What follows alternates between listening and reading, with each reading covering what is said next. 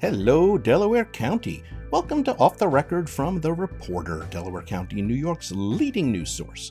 I'm Andrew Cantor with some of the top stories you'll find in print and online this week.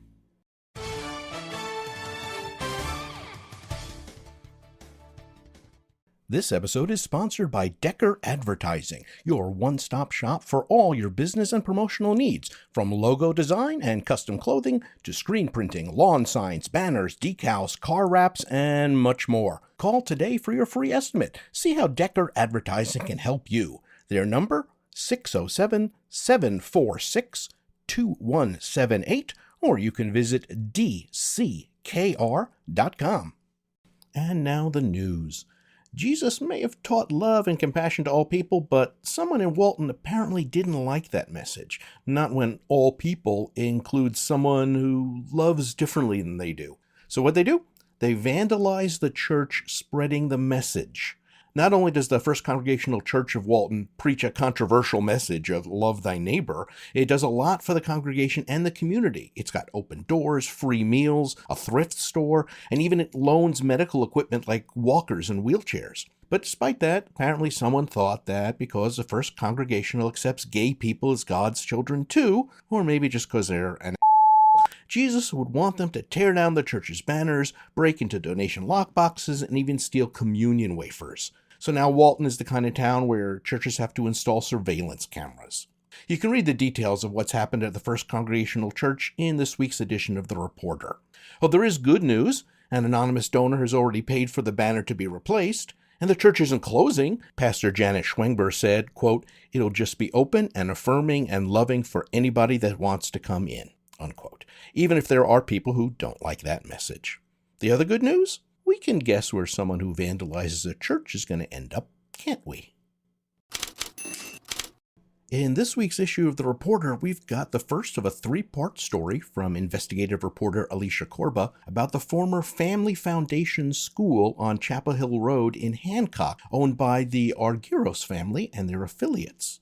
After years of legal battles, investigations, what's come out is a cycle of sexual, physical, and psychological abuse spanning decades. It wasn't just a crime, there was also a systematic cover-up, at least according to former students, staff, and court documents. Pick up your copy of The Reporter for the details, and you'll hear how the former school administration and staff are looking at lawsuits that claim not only sexual abuse, but literal torture. One student called it 12 months of terror. Another described having to eat her own vomit as punishment, and others talk about physical labor, solitary confinement, being deprived of food, or being duct taped into rolled blankets for crimes like talking to a member of the opposite sex. Several students did try to escape, and there was at least one suicide. And this is at a school. It's one that started as a home for foster kids, and then it became a home for troubled teens whose parents paid like $82,000 a year to send them there. With all those lawsuits and accusations, the Argyros family changed the school's name a few times, but finally had to close it in 2014. That's when it was called the Allenwood Academy. But the lawsuits and the criminal charges, they're still out there, and they're still making their way through the courts. You can read about it in The Reporter. Part 1 of 3 is out this week. A big shout out to 3 of Margaretville Central School's middle school students. They were in Seattle for the Family, Career, and Community Leaders of America National Conference, and that's where they took home some pretty big prizes. Lillian Van Benschoten, and Lillian, if I butcher your name, I'm really sorry. You should, consider marrying someone named Smith with an I, not a Y.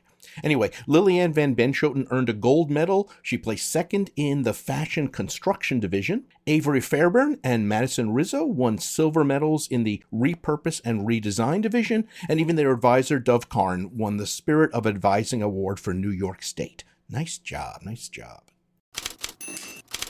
Franklin residents are a little iffy about a proposed, technically it's a campground at North Star Blueberry Farm on Franklin Heights Road.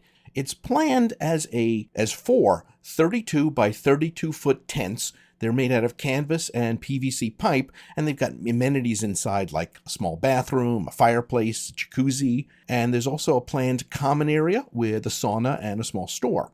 This not quite a campground is a brainchild of Justin Cam, who owns the Blueberry Farm. He's hoping he can appeal to out-of-the-area families who want like a farm stay experience. But because what he's planning isn't a short-term rental or a hotel, and it's not a residential structure, technically they're considered camping structures. So Cam is hoping to secure a zoning variance so he can keep those camping structures open year-round. Residents, though, are concerned about extra traffic, maybe noise, and the fact that the tents could be seen from some areas of the town. Cam pointed out there would only be 4 of these campsites, and each can only hold about 4 people, and there won't be any parties or ATVs or even outdoor lighting, and quiet hours would be enforced from 10 p.m. to 7 a.m. Oh, this is funny. One resident was worried about downstaters who might trespass on adjacent properties because, they're curious and, quote, come up here with an attitude that everything is free to them, unquote, as opposed to, local people who are not curious and would never think of trespassing. Anyway, Delaware County Planning Board members already recommended approval of the plan, but the Franklin Planning Board is going to continue the public hearing on August 1st at 7:30 p.m. before it makes a decision. There's still time to enter your baby in UHS Delaware Valley Hospital's Cutest Baby Contest. The winner's going to be announced at the Delaware County Fair, which opens August 12th in Walton. You'll find instructions for entering the contest at our website, the-reporter.net. Just click on News. And please, before you submit your child's photo, ask someone you trust whether your baby actually is cute. That'll avoid embarrassment later.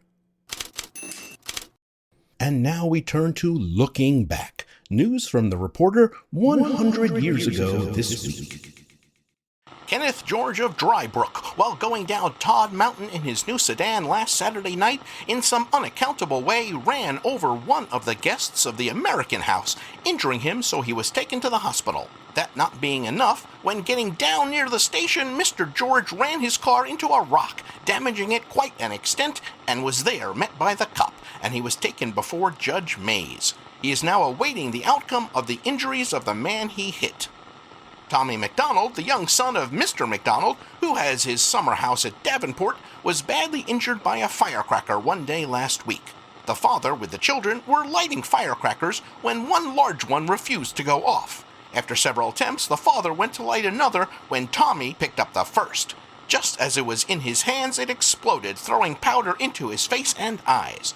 First aid was given by the family and friends, after which he was taken to the Fox Memorial Hospital for treatment.